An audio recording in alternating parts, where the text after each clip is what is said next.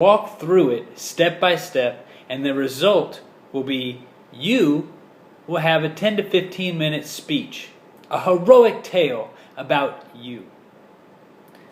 That's the goal. Now, what you do with this speech, if you just keep it written, pass it on to your kids, wonderful.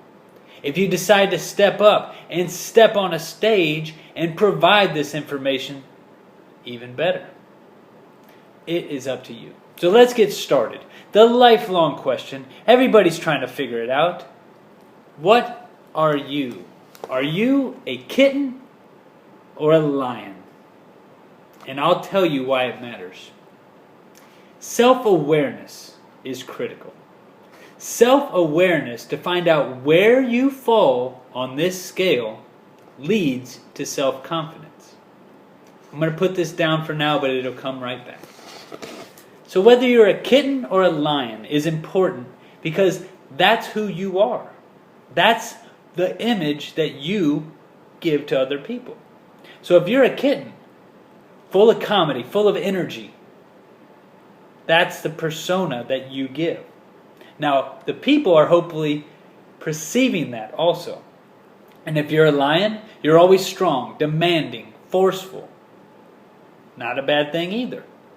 But know that that's how you are being perceived. So that's the key. You have to know who you are so you can know how you're being perceived. And the danger is if they don't match. How does that work? Let's say you're a kitten. You love people. You just want to make people happy, right? A kitten. But you go around barking orders, maybe being a little confrontational. People don't buy it. It doesn't match. Now, on the opposite, if you're a lion and you have the respect, you have the attention of people, but you never use it. You cautiously walk through life. You're never forceful, and people want that of you. Again, it doesn't match. So let's go to the first step. To define a kitten. Again, a kitten I relate to comedy. A lion, intensity. You could be either and be effective, but know that you need to know which one you are. Let's get into an example. I compare Jerry Seinfeld as the kitten, John Wayne as the lion. Now, both people are very influential. They can get their point across. They have an audience that loves them, but they go about it different. Jerry can say one thing, make a joke of it, make people think, influence people, without ever raising his voice and being threatening. While John Wayne is going to demand what needs to be done. And people follow because he's John Wayne. People respect that. That's the start. So, like you, I've struggled. Everybody struggles figuring out who they are. So it starts in elementary school. We go to class, we're kind of nervous, we're scared. We find out which cliques we hang with, which level we are at, who's the bully, who's going to get picked on. We learn from that. You go to high school, it becomes even worse. The cliques are even bigger. You have the jocks and the school people. Either way. Again, nobody's bad. Nobody's good. It's just you got to figure out who you are. And the reason is how you're perceived. If you're a jock and you're perceived as a jock, when you tell your story, if you want people to buy into it, to be there with you, you can't come across as the jock. You need to bring some sympathetic stories to it. Bring some emotion. Show that you are not invincible. Because nobody is. Show the human side of that. And if you're on the other end, say you're not a jock. You're a kitten, but you're very funny. Now, to be believable, you need to show once in a while that you've become the lion. There were times where it became too much, you had to break out. You could no longer take the pain. you try to get along, but once in a while you need to step up. And if you're giving a speech, show that you can go to that side.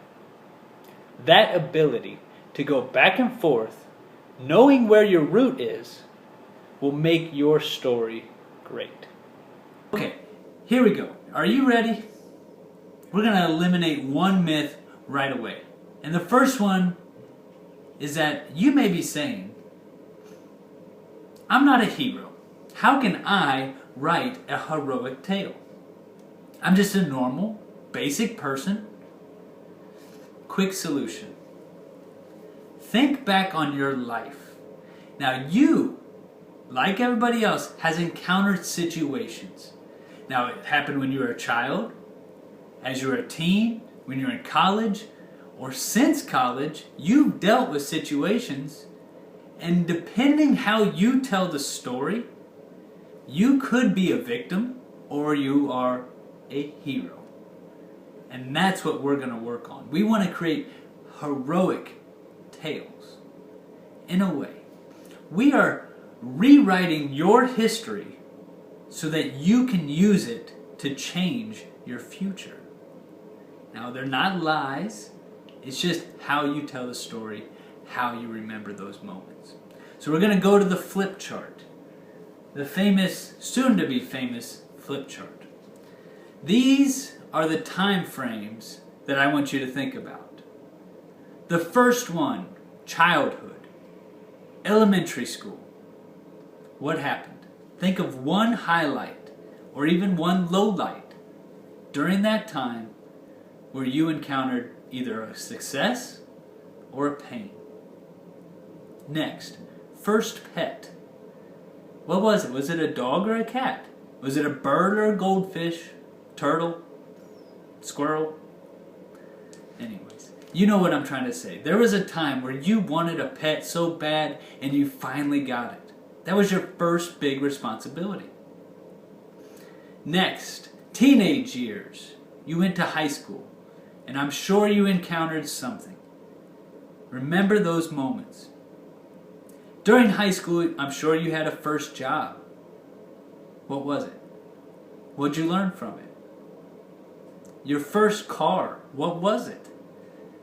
Did it run? Did you spend your weekends fixing it up? What did that car mean to you? Next, first love. Hopefully it was a successful love. And if it wasn't, what'd you learn? This is basic stuff, but it's brilliant when you retell the story. Next, college.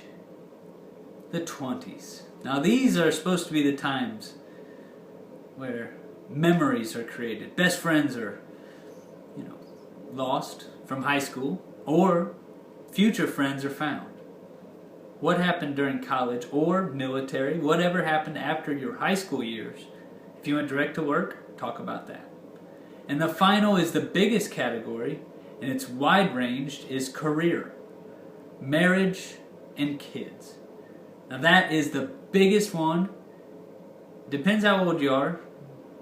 But anyways, you will find something in there that can change somebody else's life. And that's what we're here to do. We want you to go back, find your story, and present it in a way that not only makes you proud of what you've done, but allows others to learn from it. I'm going to put this down. Okay, again, to summarize, the call to action today, go back through your life. Think about the moments that put the most pressure on you, or the moments that gave you the most joy. Put them on paper. That's all you need to do today. This time, the fun part. This is where the rubber meets the road. Building a heroic tale, the framework. It's based on the hero's journey, which is used in Star Wars, in the Rocky films, Indiana Jones. It's the same repetitive, how do you make a hero and how do you build the story? Now, a less complicated version is shown here. And this is what we need to do to all your events. First, you described the crisis. What was it? And the example I'm going to show right now is the crisis is going to high school. The challenge. Maybe you were bullied while you were going through puberty. It happens to everybody, right? That's the challenge you face, puberty and being bullied. The naysayers, saying you can't do it, you can't stand up to those guys. You must cower, you must give in. You'll never hit your growth spurt, just give it up. Naysayers. Then there's the revelation, where you decide, I'm not going to put up with it anymore. I will not let this break me. I will face my bullies and I will rise above. That's heroic. That's the revelation. That's the moment leading to the turn where you get to your results. What happened because you stood up to them? Maybe you earned some confidence. And when prom came around, you asked that girl to the prom because now you felt more self-assured. You were more aware of who you were. That's a result. The myth. Well, that's just the way it is. See, you're getting rid of that myth. Now we go to the next one, awareness. As I already said before, the results, asking that girl to prom and her accepting, builds your confidence. You're more aware, you're more confident, growth. And that is the piece that has created you. Now this whole process could be told two ways. You could be a victim that dealt with this and were defeated, or a hero who went through a crisis, went through the challenge, disregarded the naysayers, made a pact with themselves, changed something, and it ended up changing their lives. That's why you're here today, because of what you've encountered in your past.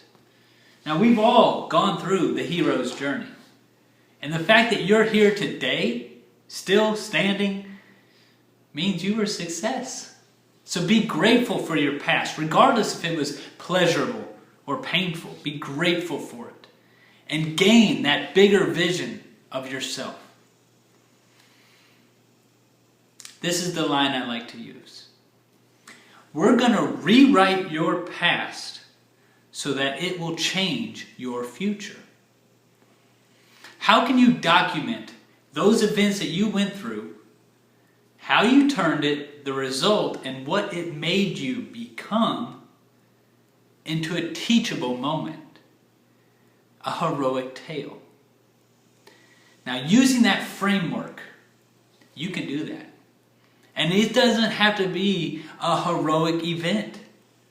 It can be as simple as one day standing up to a bully.